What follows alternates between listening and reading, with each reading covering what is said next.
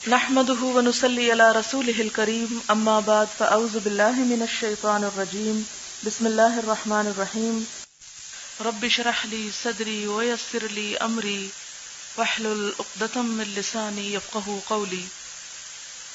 جیسا کہ پچھلی احادیث میں آپ پڑھ چکے ہیں، صلح کے بارے میں بہت سی چیزیں، ان کے خلاصے کے طور پر یہ بات کہوں گی کہ کوئی معاشرہ خواہ مسلمان ہو، اللہ پر ایمان رکھتا ہو، لیکن اس کے باوجود معاشرہ انسانوں سے بنتا ہے اور انسان غلطی کرتا ہے اور انسان کے ساتھ بہت سی کمزوریاں ہیں اور یہ ابتدا ہی سے اس کے ساتھ لگا دی گئی ہیں. ہم سے یہ تقاضا تو نہیں کیا گیا کہ ہم ان کمزوریوں سے بالکل مبرہ ہو جائیں یا فرشتے ہو جائیں اور ان میں سے ہر کمزوری اپنے سے پوری طرح نکال دیں. یہ ممکن ہی نہیں. جب تک انسان انسان ہے، انسان سے غلطی ہوگی اور ہر انسان سے غلطی ہو سکتی ہے، ہاں وہ کسی بھی درجے اور کسی بھی مرتبے اور کسی بھی مقام پر پہنچا ہوا کیوں نہ ہو. ہاں، انبیاء علیہم السلام ایسی ہستی ہوتے ہیں کہ جو خطاؤں سے پاک ہوتے ہیں، معصوم ہوتے ہیں، لیکن عام انسان خواہ وہ صحابہ کرام ہی کیوں نہ ہو یا اس کے بعد کوئی بھی نیک اور صالح معاشرہ کیوں نہ ہو، اس کے درمیان ایسی باتیں پیش آتی رہتی ہیں کہ جس میں ایک دوسرے سے اختلاف رائے بعض اوقات شدت اختیار کر جاتا ہے، بعض اوقات بڑے جھگڑے تک اس کی نوبت آ جاتی ہے. یہ بالکل ایک نیچرل سی چیز ہے. اس میں اسلام نے ہمیں رہنمائی یہ فراہم کی ہے کہ اگر کوئی ایسی صورت پیش آ جائے تو اس میں بہترین طریقہ یہ ہے کہ اختلافات کو بھلا کر ایک دوسرے کی دشمنی کو ختم کر کے اور جذبات کی شدت کو ٹھنڈا کر کے باہم صلح کر لی جائے، اور صلح کرنا پسندیدہ ہے. اور صلح جو ہے یہ مختلف معاملات میں، روزمرہ زندگی کے گھریلو مسائل میں، گھریلو جھگڑوں میں، میاں بیوی کے درمیان پائے جانے والے جھگڑوں میں، بہن بھائیوں، خاندان، برادری، رشتہ داروں کے درمیان پائے جانے والے جھگڑوں میں، یا اس سے اوپر اٹھ کر قومی سطح پر پائے جانے والے اختلافات اور پھر بین الاقوامی سطح پر پائے جانے والے اختلافات، ان تمام میں صلح کو پسندیدہ قرار دیا گیا ہے. اور آپ صلی اللہ علیہ وسلم نے نہ صرف یہ کہ مسلمانوں کے مابین صلح کروائی، بلکہ اس کے ساتھ ہم دیکھتے ہیں کہ کفار کے ساتھ بھی آپ نے صلح کی. باب الصلح مع المشرکین، مشرکین کے ساتھ صلح کرنا. یہ حدیث گزر چکی ہے. فیہ عن ابی سفیان قال عوف بن مالک عن النبی صلی اللہ علیہ وسلم ثم تکون ہدنۃ بینکم وبین بنی الاصفر، پھر تم میں اور بنو اصفر نصارہ میں ایک صلح ہو جائے گی. یہ جو ہے آگے کتاب الجزیہ میں یہ حدیث آئے گی، لیکن آگے دوسرا پھر آتی روایت. وفیہ سہل بن حنیف، اور اس میں سہل بن حنیف کی حدیث بھی ہے. واسماء والمسور عن النبی صلی اللہ علیہ وسلم. وقال موسى بن مسعود حدثنا سفیان بن سعید عن ابی اسحاق عن البراء بن عازب رضی اللہ عنہما قال صالح النبی صلی اللہ علیہ وسلم المشرکین یوم الحدیبیہ. یعنی صلح کی اصل میں یہ جو حدیث لا رہے ہیں، اسے بتانا یہ مقصود تھا کہ صلح اتنی پسندیدہ چیز ہے کہ اگر دشمن بھی صلح کرنا چاہے صلح کر لو. یعنی اس سے اندازہ لگائیں کہ اسلام کا پیغام کس کا ہے، امن کا یا دہشت گردی کا؟ امن کا. کہ اگر دشمن بھی صلح کے لیے ہاتھ بڑھائے، جیسے قرآن پاک میں آتا ہے فَإِن جَنَحُوا لِلسَّلْمِ فَاجْنَحْ لَهَا، اگر وہ صلح کے لیے ہاتھ بڑھائیں، آگے بڑھیں، تو تم بھی کیا کرو؟ صلح کر لو. تو کہاں پھر آپس سے مسلمانوں کی؟ یعنی دنیا میں امن ہو نہیں سکتا جب تک اس اصول پر عمل نہ کیا جائے. افسوس کے ساتھ کہنا پڑتا ہے کہ ہمارے مسلمان ممالک اجتماعی سطح پر آپس میں ہی لڑ مرنے سے انہیں فرصت نہیں. اور جب ہم اپنے ہمسایوں میں آس پاس حال دیکھ رہے ہیں تو اس میں باقی مسلمانوں کا فرض کیا ہے کہ وہ ان کے درمیان صلح کرائے. یہ ایک بین الاقوامی ذمہ داری بھی ہے. دیکھیں نا آپ، کئی سو سال پہلے امام بخاری یہ باب باندھ رہے ہیں الصلح مع المشرکین. اور ہمارے ہاں عموماً کیا ہو رہا ہے، ہر جگہ یعنی دہشت گردی کی ایک فضا عام ہے، اور بعض اوقات جو نہیں کیا ہوتا اس کو بھی اپنے سر لیتے ہیں بہادر بننے کے لیے. تو یہ اسلامی اخلاق نہیں ہے.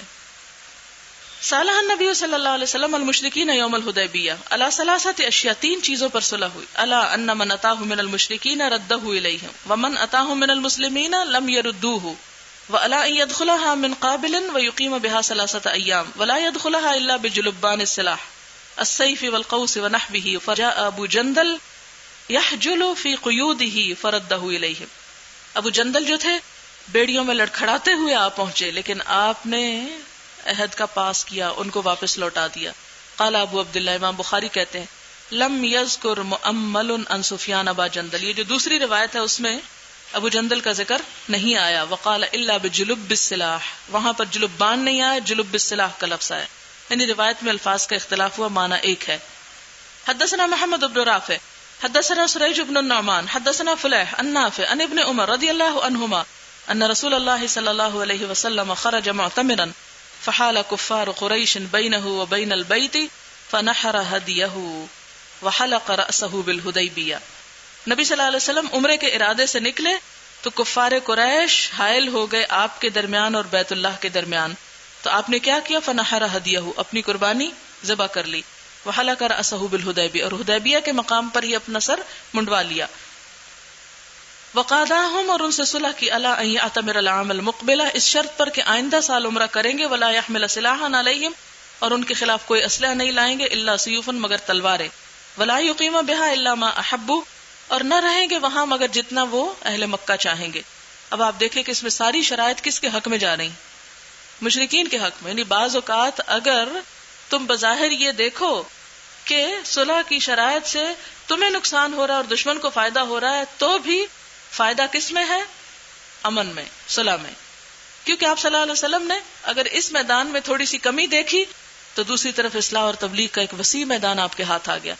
اس عرصے میں جب جنگ بدلی کا عہد ہوا تھا تو آپ صلی اللہ علیہ وسلم نے بہت زیادہ تبلیغی وفود بھیجے، خطوط لکھے، اور بہت سے لوگ اس عرصے میں مسلمان ہوئے. بلکہ مسلمانوں کی اکثریت اس عرصے میں اسلام لائی جبکہ صلح حدیبیہ ہوئی. اور اس سے پہلے کیا تھا؟ ہر سال جنگ جنگ جنگ. آپ تبلیغ کی طرف توجہ دے ہی نہیں پا رہے تھے. تو کبھی بھی یہ نہیں سوچنا چاہیے کہ اس موقع پر ہم دوسرے کے نیچے لگ کے کیوں صلح کریں، اس لیے کہ کبھی بھی برابری کی شرائط پر صلح ہو نہیں سکتی. اگر آپ اس کے لیے یہ شرطیں لگا دیں گے کہ نہیں جناب یہ جب تک ہماری مرضی کی اتنی باتیں نہیں مانی جائے تو پھر صلح نہیں ہو سکتی. صلح میں کچھ دینا ہی پڑے گا، کچھ کھونا ہی پڑے گا. فاتمر من العام المقبل فدخلها، تو نبی صلی اللہ علیہ وسلم نے ساری شرائط کو حد درجہ وفا کے ساتھ پورا کیا. آپ نے اگلے سال عمرہ کیا. فدخلها كما كان صالحهم، تو داخل ہوئے جس شرط پر آپ کی ان کے ساتھ صلح ہوئی تھی. فلما قام بها ثلاثا امروه ان يخرج، جب ان کے ساتھ آپ 3 دن ٹھہرے یعنی مکہ میں تو انہوں نے حکم دیا کہ نکل جائیں. فخرج، تو آپ صلی اللہ علیہ وسلم تشریف لے گئے. یعنی وہاں یہ نہیں کہا اچھا تمہارا کیا بگڑتا ہے 3 سے اگر 4 ہو جائیں، نہیں، عہد کو پورا کیا. ہمارے یہاں تو عہد توڑنا کوئی بڑی بات ہی نہیں، اور ہم تو اس میں کہیں کہ دین کا فائدہ، ہمیں تو 1 لاکھ نماز کا ثواب ہو رہا ہے، اس لیے عمرہ کا ویزا ملتا ہے 15 دن کا، اور ہم کیا کرتے ہیں جا کے حج بھی کر کے آتے ہیں. ہم جو پڑھنے کے لیے گئے تو 3 مہینے کا شاید ہم کو ویزا ملا، اور 4 مہینے بعد شاید حج تھا. تو ہمیں کسی نے کہا کہ بہت دنیا ایسا ہی کرتی ہے، 3 مہینے کے اس پہ آ کے 4 مہینے رہتی، تو آپ بھی ایسا ہی کر لیں. تو ہم نے کہا یہ حج کیا ہوگا کہ جس میں ایک بات کی خلاف ورزی. کیونکہ آپ دیکھیں نا اسلام یہ بھی تو کہتا ہے نا کہ اطیعوا اللہ و اطیعوا الرسول و اولی الامر منکم، اللہ کی اطاعت کرو، رسول کی، اور جو تم میں صاحب امر ہو. کہ جو صاحب امر ہے وہ اگر آپ کو اتنی اجازت دے رہے ہیں تو، لیکن یہ کہ وہاں ایک اصول اگر آپ دوبارہ اپلائی کریں اور آپ کو مل جائے تو آپ سٹے کر لیں. اس پہ پیسے لگتے ہیں، ایفرٹ ہوتی، وہ ہم نہیں کرنا چاہتے، چوری چھپے رہتے ہیں، پھر پکڑوا کے جیلوں میں بھیج دیتے ہیں. اسی طرح آپ دیکھیں کہ مثال کے طور پر اگر کسی سے کرائے پر گھر لیتے ہیں، ایک معاہدہ اس سے کر لیتے ہیں کہ 1 سال کے لیے 2 سال کے لیے، اور اس کے بعد وقت گزر جاتا ہے اور کہتے ہیں اچھا ہے کسی کی ضرورت ہم کو نکالے. ایک دفعہ گھس گئے تو نکالے گا کون؟ ہم نہیں نکلتے. تو یہ اسلامی اخلاق کے منافی بات ہے.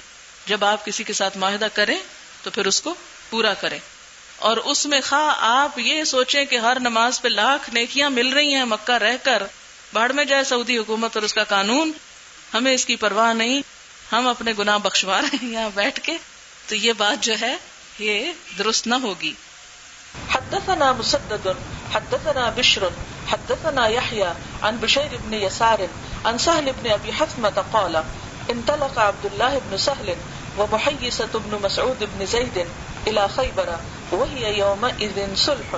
سهل بن ابی حثمہ کہتے ہیں کہ عبداللہ بن سہل اور محیصہ بن مسعود خیبر والوں کی طرف گئے، اور یہ وہ دن تھے جب خیبر والوں سے صلح تھی. یعنی اس سے پتہ چلتا ہے کہ یہودیوں سے صلح ہو سکتی ہے.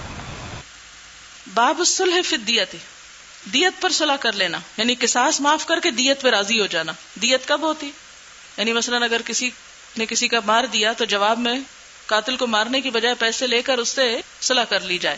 حدثنا محمد بن عبد اللہ الانصاری قال حدثني حمید ان انس حدثهم ان الربیع وهي ابنة النضر کسرت ثنیۃ جاریۃ.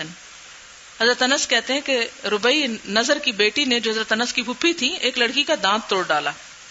لڑائی کی، آج لڑائیوں کی بہت بات ہے. فطلب الارشا وطلب العفو، تو طلب تو انہوں نے طلب کیا، یعنی ربی لوگوں نے لڑکی کے وارثوں سے طلب کیا کیا؟ ارشا یعنی دیت. وطلب العفو فابوا، تو انہوں نے کہا کہ معاف کر دیں تو انہوں نے انکار کر دیا. فاتوا النبی صلی اللہ علیہ وسلم فامرهم بالقصاص، تو وہ نبی صلی اللہ علیہ وسلم کے پاس آئے، آپ نے قصاص کا حکم دیا. فقال انس بن نضر، انس بن نضر کہتے ہیں اتکسر ثنیۃ الربیع یا رسول اللہ، اے اللہ کے رسول صلی اللہ علیہ وسلم کیا ربیع کا دانت توڑا جائے گا؟ لا والذی بعثک بالحق لا تکسر ثنیتھا، نہیں اللہ کی قسم ایسا نہیں ہوگا، اس کا دانت نہیں توڑا جائے گا. فقال یا انس کتاب اللہ القصاص، اے انس اللہ کی کتاب قصاص کا حکم دیتی.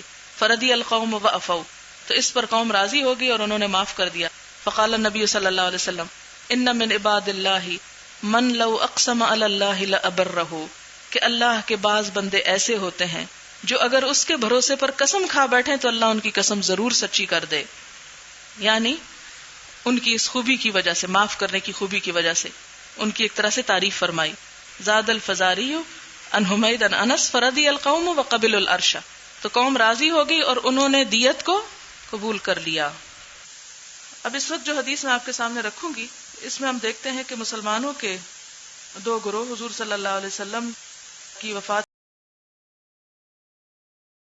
کے بعد اور خصوصاً خلافت راشدہ کے بعد جو مسلمانوں کے درمیان باہم اختلاف پیدا ہوا، اس اختلاف میں صلح ہوئی اور کن شرائط پر ہوئی، اور اس کی پیشن گوئی نبی صلی اللہ علیہ وسلم نے پہلے ہی فرما دی تھی. اور یہ پیشن گوئی کرنے کا مطلب یہ تھا کہ آپ صلی اللہ علیہ وسلم کو اندازہ تھا کہ امت میں آئندہ ایسا ہونے والا ہے اور ایسا ہونا بالکل طبیعی ہے. باب قول النبی صلی اللہ علیہ وسلم للحسن ابن علی رضی اللہ عنہما، نبی صلی اللہ علیہ وسلم کا فرمان حضرت حسن بن علی جو آپ کے نواسے تھے رضی اللہ عنہما سے، ان ابنی ھذا سید، کہ میرا یہ بیٹا، اشارہ ہے آپ نے نواسے کی طرف، نواسے کو بیٹا کہہ کے پکار رہے ہیں، میرا یہ بیٹا ھذا سید سردار ہوگا. ولعل اللہ، اور ہو سکتا ہے کہ اللہ تعالی ان یصلح بہ، کہ صلح کروائے اس کے ذریعے، یعنی حضرت حسن کے ذریعے، بین فئتین عظیمتین، دو بڑے گروہوں کے درمیان، یعنی مسلمانوں کے درمیان جب اختلاف پیدا ہوگا اور دونوں طرف اکثریت ہوگی، بڑے بڑے گروہ ہوں گے، تو ان کا باہم ملاپ ان کے ذریعے ہو، یا ان کو اللہ تعالیٰ توفیق دے اور یہ اس خیر کو پھیلا سکیں. وقولہ جل ذکرہ، اور اللہ سبحانہ و تعالیٰ کا بھی فرمان ہے، فَأَصْلِحُوا بَيْنَهُمَا، یہ سورۃ الحجرات کی آیت ہے جس میں آتا ہے کہ اگر مسلمانوں کے دو گروہ باہم لڑ پڑے تو ان کے درمیان صلح کروا دو. فَأَصْلِحُوا بَيْنَهُمَا. حدثنا عبداللہ بن محمد حدثنا سفیان عن ابی موسیٰ قال سمعت الحسن یقول، ابو موسیٰ کہتے ہیں کہ میں نے حسن بصری سے سنا، وہ کہتے تھے استقبل، تشریف لائے یا آئے، مقابلے کے لیے آئے، واللہ اللہ کی قسم، الحسن ابن علی، حسن بن علی، کس کے مقابلے پر؟ معاویہ کے مقابلے پر. اور یہ اختلافات اور مسلمانوں کے باہم جھگڑے جو خلافت راشدہ کے بعد ہوئے، یہ تاریخ میں آپ پڑھ چکے ہیں. تو ان کے درمیان جب جھگڑا ہوا حضرت حسن اور معاویہ کے درمیان خلافت پر، تو حضرت حسن جو تھے معاویہ کے مقابل لائے کیا؟ بکتائب، فوجیں، کتیبہ کی جمع ہے. کیسی فوجیں؟ امثال الجبال، پہاڑوں جیسی، یعنی بہت زیادہ کثرت سے. فقال عمرو بن العاص، تو عمرو بن العاص نے کہا، انی لارا کتائب، میں دیکھ رہا ہوں لشکروں کو، لا تولا، نہ پھریں گے، حتی تقتل اقرانہا، یہاں تک کہ اپنے جیسوں کو قتل کر دیں. یعنی دوسری طرف بھی بڑی بڑی فوجیں تھی، اقران قرین سے ہے. فقال له معاویہ، تو ان کو معاویہ رضی اللہ تعالیٰ عنہ نے کہا، وکانا اور تھے کون؟ معاویہ. کانا کے نیچے چھوٹا سا لکھ لے معاویہ. واللہ اللہ کی قسم، خیر الرجلین دونوں میں سے بہترین انسان، یعنی عمرو بن العاص اور معاویہ میں سے معاویہ زیادہ اچھے انسان تھے. اے عمر وَإِن قَتَلَ هَؤُلَاءِ هَؤُلَاء اگر یہ گروہ اس گروہ کو قتل کر دے گا، وَهَؤُلَاءِ هَؤُلَاء اور وہ گروہ اس گروہ کو، یعنی باہم یہ دونوں فوجیں لڑ پڑی، من لی بِأُمُورِ النَّاسِ تو کون میرے ساتھ ہوگا یا میرا کفیل ہوگا لوگوں کے معاملات میں. یعنی اتنا بڑا جب مسلمانوں کے درمیان جھگڑا اور لڑائی اور فساد ہوگا تو پھر میری مدد کون کرے گا اس سارے کی اصلاح میں. من لی بنسائہم یہ مرد تو آپس میں لڑکے مر جائیں گے تو ان کی عورتوں کے لیے کون ذمہ دار ہوگا، میری مدد کون کرے گا. من لی بدیعتہم کون ان کے اموال کا، ان کے مال و متاع اور اہل و عیال کا ذمہ دار ہوگا میرے ساتھ میری مددگار کے طور پر. فبعث الیہ رجلین من قریش تو معاویہ نے رضی اللہ تعالیٰ عنہ نے بھیجا ان کی طرف. کن کی طرف؟ حضرت حسن کی طرف. رجلین دو لوگوں کو، دو مردوں کو، من قریش قریش کے قبیلے میں سے، من بنی عبد شمس کی شاخ میں سے، یہ قریش کی ایک شاخ ہے. وہ دو کون تھے؟ عبد الرحمن ابن سمرہ و عبداللہ ابن عامر ابن قریظ. یہ دو صلح کی درخواست لے کر حضرت حسن کے پاس بھیجے گئے. فقال تو معاویہ نے کہا اذهبا الى هذا الرجل دونوں جاؤ اس شخص یعنی حضرت حسن کے پاس. فاعرضا علیہ تو پیش کرو اس پر کیا؟ یعنی صلح کی درخواست. وقولا له اور دونوں اس سے کہو. وطلبا الیہ اور طلب کر لو اس سے، یعنی جو بھی وہ مطالبہ کریں اسے مان لو. فاتیا دونوں آئے. فدخلا علیہ تو آپ پر داخل ہوئے. فتکلما ان سے کلام کیا. وقالا لہ اور حضرت حسن سے کہا. وطلبا الیہ اور ان سے صلح طلب کی. فقال لهم الحسن ابن علی تو ان دونوں کو، یہ جو صلح کی درخواست لے کر گئے تھے، ان سے حضرت حسن نے کہا انا بنو عبد المطلب ہم بنو عبد المطلب میں سے ہیں. قد اصبنا من هذا المال تحقیق پہنچا ہم کو، یعنی نقصان، من هذا المال مال میں سے، یعنی ہم نے مال خرچ کیا ان لوگوں پر، یعنی ان فوجوں کی تیاری میں یا ان لوگوں کی اصلاح میں اور انتظام حکومت میں، ان لوگوں کے خیال رکھنے میں ہم بہت کچھ مال خرچ کر چکے ہیں، اور اب آئندہ بھی ان کو مال دے کر ہی جنگ لڑنے سے روکا جا سکتا ہے، یہ مراد تھی. وَإِنَّ هَذِهِ الْأُمَّةَ اور یہ امت قد عاصت فی دمائها ماہر ہو گئی ہے اپنے خون میں، یعنی جنگ کی عادی ہو گئی ہے لڑنے میں. قالا دونوں کہنے لگے فَإِنَّهُ يَعْرِضُ عَلَيْكَ كَذَا وَكَذَا کہ معاویہ آپ پر ایسا اور ایسا پیش کر رہے ہیں، یعنی صلح کی درخواست کر رہے ہیں. وَيَطْلُبُ إِلَيْكَ اور آپ سے مطالبہ کرتے ہیں. وَيَسْأَلُكَ اور آپ سے سوال کرتے ہیں کہ آپ صلح کر لیں. قَالَ فَمَن لِّي بِهَذَا تو حضرت حسن کہنے لگے کہ کون ہوگا میرے لیے اس بات پر، یعنی ضامن، یعنی کون ذمہ داری لے گا. قالا دونوں کہنے لگے نحن لک بہ ہم ہیں تیرے لیے اس پر، یعنی ضامن.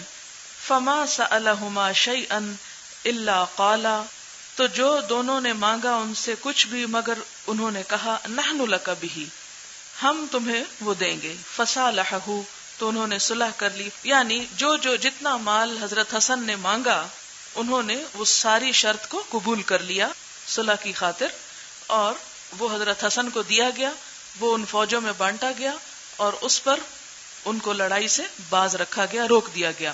فصالحہ فقال الحسن تو حضرت حسن کہتے ہیں، حسن بصری کہتے ہیں، یعنی اس واقعے کے اوپر تبصرہ کرتے ہوئے وَلَقَدْ سَمِعْتُ أَبَا بَكْرَةَ میں نے ابو بکرہ سے سنا تھا. ابو بکر نہیں ہے، یہ دوسرے راوی ہیں. یقول وہ کہتے تھے رأیت رسول اللہ صلی اللہ علیہ وسلم کہ میں نے دیکھا نبی صلی اللہ علیہ وسلم کو علی المنبر ممبر پر، والحسن بن علی الی جنبہ اور حضرت حسن بن علی آپ کے پہلو میں بیٹھے ہوئے تھے. وَهُوَ يُقْبِلُ عَلَى النَّاسِ مَرَّةً وَعَلَيْهِ أُخْرَى، اور وہ متوجہ ہوتے، یقبلو متوجہ ہوتے، علی الناس لوگوں کی طرف، مرتن ایک مرتبہ، وعلیہ اور آپ کی طرف، اخرى دوسری مرتبہ۔ یہاں سے آپ دیکھیں کہ آپ صلی اللہ علیہ وسلم ایک بچے کی بھی کتنی رعایت کرتے تھے کہ وہ چونکہ آپ کے ساتھ بیٹھے ہوئے تھے اور آپ لوگوں سے بات چیت کر رہے تھے، خطبہ دے رہے تھے، تو لوگوں کی طرف بھی دیکھتے، ان سے بھی مخاطب ہوتے، اور گاہے بگاہے ان کی طرف بھی دیکھ لیتے کہ وہ اگنورڈ فیل نہ کریں۔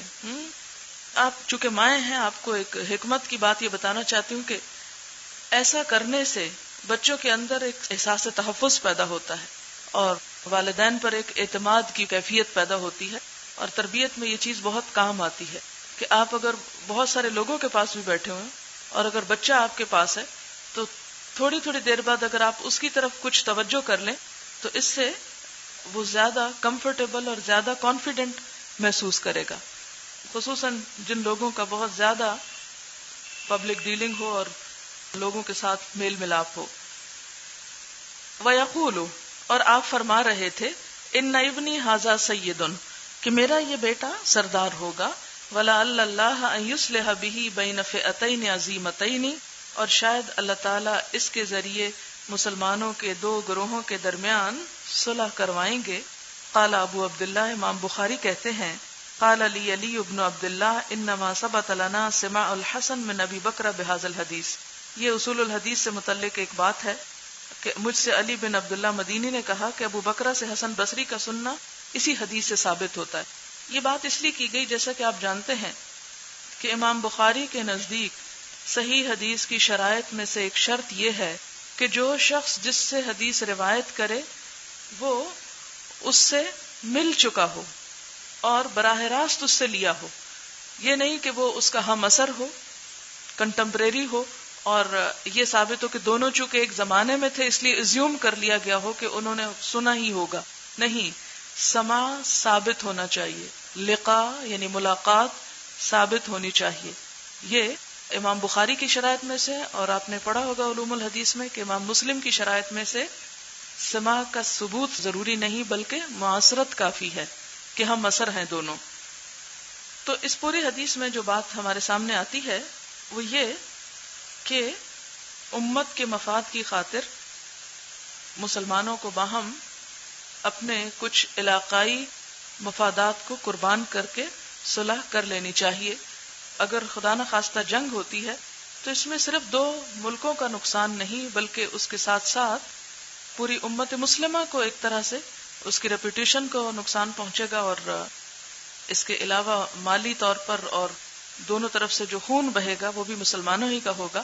تو ایسے تمام معاملات میں جہاں بھی اختلاف کی کوئی بات ہو وہاں اگر امن قائم کرنے کے لیے بعض اوقات کچھ نقصان اٹھا کر بھی صلح کرنی پڑے تو کر لینی چاہیے، اسی میں مسلمانوں کے لیے بڑا فائدہ ہے، کیونکہ جھگڑے اور فساد میں نقصان ہی نقصان ہے۔ باب هل یشیر الامام بالصلح، کیا امام صلح کرنے کے لیے اشارہ کر سکتا ہے؟ یعنی اگر دو لوگ آپس میں جھگڑ رہے ہیں یا دو گروہ جھگڑ رہے ہیں تو جو امام وقت ہے یا لیڈر ہے مسلمانوں کا، کیا وہ انہیں صلح کرنے پر قائل کر سکتا ہے یا اس کی طرف اشارہ کر سکتا ہے یا وہ بیچ میں پڑھ کر صلح کروا سکتا ہے؟ حدثنا اسماعیل بن ابی اویس قال حدثنی اخی عن سلیمان عن یحیی بن سعید عن ابی الرجال محمد بن عبد الرحمن ان امه امرة بنت عبد الرحمن قالت سمعت عائشة رضی اللہ عنہا تقول سمع رسول اللہ صلی اللہ علیہ وسلم صوت خصوم بالباب۔ حضرت عائشہ کہتی ہیں کہ نبی صلی اللہ علیہ وسلم نے آواز سنی، خصوم جھگڑنے والوں کی، خصم کی جمع ہے، جھگڑنے والوں کی، بالباب دروازے کے پاس، عالیتن اصواتہم جن کی آوازیں بلند ہو گئی تھی، یعنی زور زور سے جھگڑ رہے تھے، آپ نے ان کی آوازیں سن لی۔ وَإِذَا أَحَدُهُمَا يَسْتَوْدِعُ الْآخَرَ، تو دیکھا کہ ان میں سے ایک دوسرے سے قرض کم کرنے کو کہہ رہا۔ یستودع لفظی معنی ہے ودع، ودع کا مطلب ہوتا ہے رکھ دینا، اور یستودع کون سا باب ہے؟ استفعال، طلب کے معنوں میں، یعنی رکھنے کی، کم کرنے کی طلب کرنا، یعنی کم کروانا چاہتا تھا۔ وَيَسْتَرْفِقُهُ، اور اس سے نرمی کی درخواست کر رہا تھا، فی شیئن ایک چیز میں، وہو یقول، اور دوسرا کہہ رہا تھا یعنی جو قرض دینے والا تھا، واللہ لا افعل، اللہ کی قسم میں نہیں کروں گا، یعنی وہ کہہ رہا تھا کہ قرضہ تھوڑا کم کر دو، کہتا میں نہیں کروں گا. فخرج علیہما رسول اللہ صلی اللہ علیہ وسلم، تو یہ جھگڑا سن کر نبی صلی اللہ علیہ وسلم ان کے پاس تشریف لائے. فقال، تو آپ نے فرمایا، این المتعلی علی اللہ، کون ہے جو اللہ کی قسم کھا رہا تھا، لا یفعل المعروف، کہ وہ کوئی بھلائی کا کام نہیں کرے گا. فقال، تو اس نے کہا، انا یا رسول اللہ، میں ہوں اے اللہ کے رسول صلی اللہ علیہ وسلم. فلہ ای ذالک احبہ، یعنی دین دار کے لیے ہے، ای ذالک، جو بھی اس میں سے احبہ وہ پسند کرے. یعنی پہلے وہ مان نہیں رہا تھا، لیکن نبی صلی اللہ علیہ وسلم نے جب اتنا ہی پوچھا کہ کون قسم کھا رہا تھا کہ میں نیکی نہیں کروں گا، تو اس سے وہ شخص اشارہ سمجھ گیا کہ آپ صلی اللہ علیہ وسلم مقروض کی حمایت کر رہے ہیں اور مجھ سے چاہ رہے ہیں کہ میں صلح کر لوں. تو اس پر اس نے کہا کہ یا رسول اللہ صلی اللہ علیہ وسلم، جس شرط پر چاہے یہ صلح کر لے اور میں اس کو ماننے کو تیار ہوں.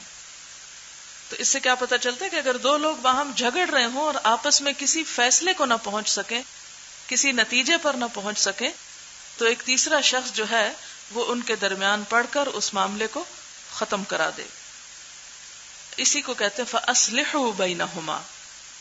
حدثنا يحيى بن بكير حدثنا الليث عن جعفر بن ربيعة عن الأعرج قال حدثني عبد الله بن كعب بن مالك عن كعب بن مالك أنه كان له على عبد الله بن أبي حضرد الأسلمي مال.